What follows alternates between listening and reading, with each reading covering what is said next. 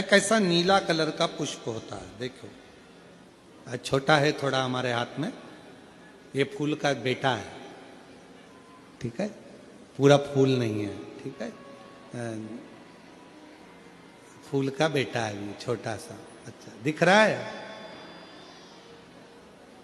कहा है आस्था वालों दिखाओ तो सही, दिखाओ जरा बाजू में, और थोड़ा सा पास कर दो तो सबको नजर आ जाएगा, ठीक क्या?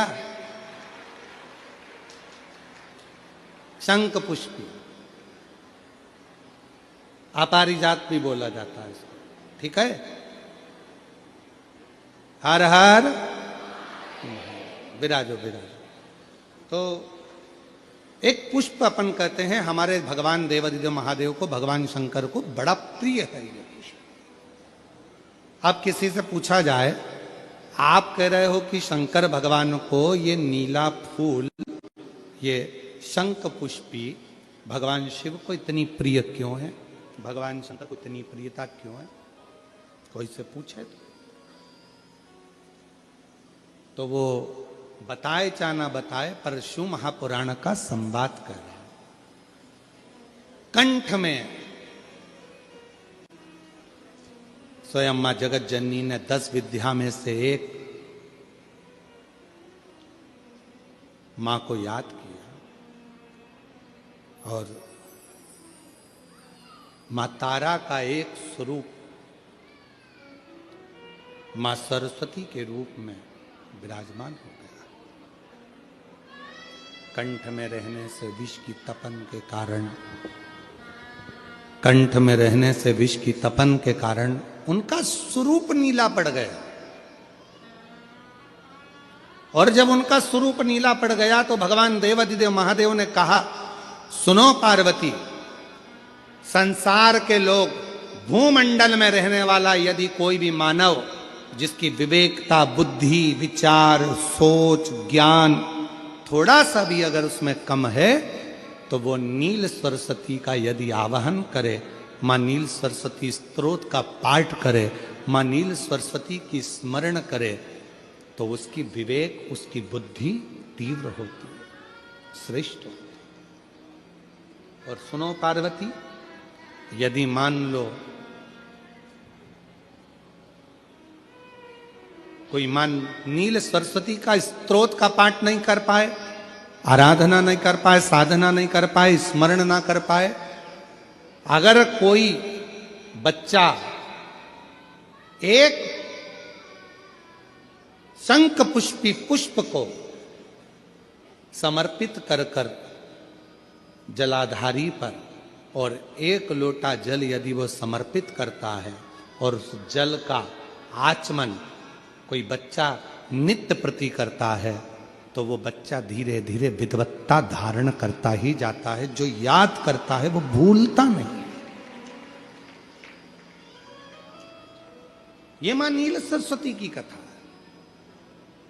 2 सरस्वती का दर्शन आपको और हमको होता है, 2 सरस्वती का स्मरण आप और हम करते हैं। एक सरस्वती जो स्वयं श्वेत वस्त्र धारण करी है, हंस पर बैठी हैं, और बड़े आनंद के साथ में मां सरस्वती का सुंदर स्वरूप है।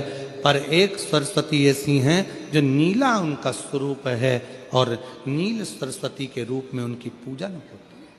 मां नील सरस्वती महाराज,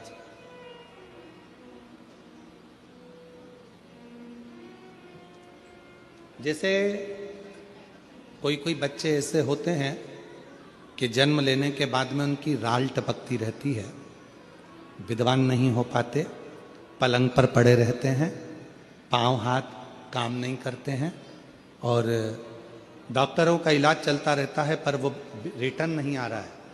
ये इनको बढ़ाओ ना।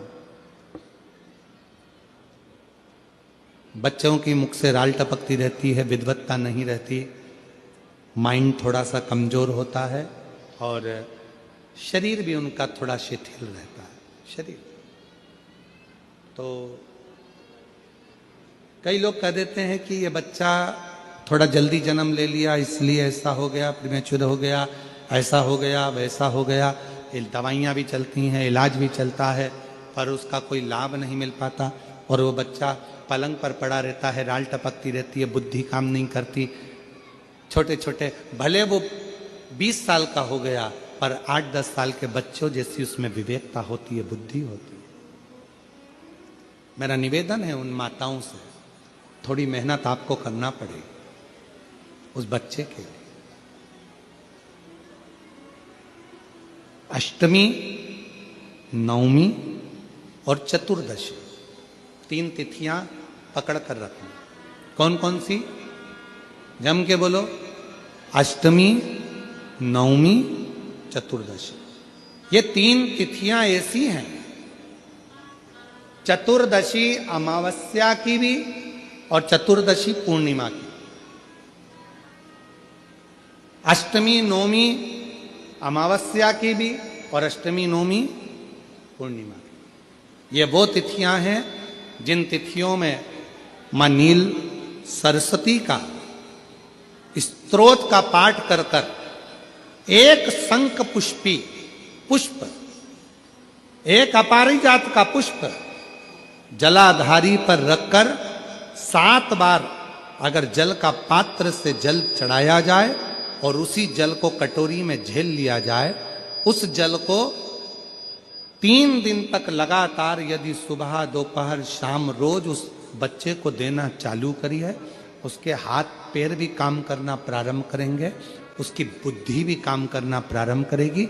जो वो पलंग पर पड़े पड़े राल टपकाता रहता है, उसको लोग कहते हैं कि 18 साल का हो गया और दिमाग केवल 10 साल का है, 5 साल का है, उसमें धीरे धीरे बुद्धि प्रबल होना प्रारंभ हो जाएगी और वो भी एक दिन कार्य करना प्रारंभ कर देगा। जिसको प्रीमेच्योर बच्चे भी कहते हैं। लोग कहते हैं ये बच्चा जल्दी हो गया था, ये बच्चा बीमार पड़ गया था, बचपन में इसको कोई इंजेक्शन ऐसा लग गया था, बचपन में ऐसा हो गया था, बचपन में वैसा हो गया था, गर्भाशय का जल उसके मुख में चले गया था, तो ये बच्चे की ऐसी गति हो रही है। उस बच्चे के लिए अगर आपके आसपास के क्षेत्र में भी कोई बच्चा ऐसा है तो उसको मां नील सरस्वती का स्मरण जरूर कराएं। और अगर आप लोगों के पास में मां नील सरस्वती का स्तोत्र का पाठ ना मिले तो प्रयास करिएगा, मोबाइल पर सर्च कर कर मां नील सरस्वती का स्तोत्र भी निकाल सकते हो। बाजार में से गीता प्रेस गोरखपुर की किताब में भी ला सकते हो, पढ़ भी सकते हो, घर में उसका स्तोत्र का पाठ भी कर सकते हो। मां नील सरस्वती स्तोत्र का स्मरण और बड़े भाव के साथ करें स्मरण। और कोई कोई माताएं कह देती हैं, कोई बच्चा कह देता है मम्मी मुझे याद नहीं होता, याद करता हूं परीक्षा हॉल में जाकर भूल जाता हूं, मैं कुछ पढ़ता हूं बाद में जाके भूल जाता हूं, स्मरण में नहीं रहता। तो उनसे भी निवेदन है, आप मां नील पाठ नहीं पढ़ सकते, स्तोत्र नहीं कर सकते, संस्कृत में नहीं पढ़ सकते, तो मां नील सरस्वती के नाम से अष्टमी नवमी और चतुर्दशी के दिन एक शंख पुष्पी पुष्प को, नीला कलर का जो फूल होता है बेल में लगा होता है, जो शिव जी को अति प्रिय होता है, उस पुष्प को आप जलाधारी पर रख दीजिए। जलाधारी जानते हो ना सब लोग, शिवलिंग पर नहीं, जलाधारी पर रख दीजिए और जल चढ़ाना 7 बार प्रारंभ करिए। बाबा देव अधिदेव महादेव आपको याददाश्तता में प्रवर करेगा। परीक्षा हॉल में जितना तुम याद कर कर गए हो, अच्छी मेहनत कर कर गए हो, तो भूलोगे नहीं, तुम्हारी बुद्धि तीव्र होती चली जाएगी, प्रबल होती चली।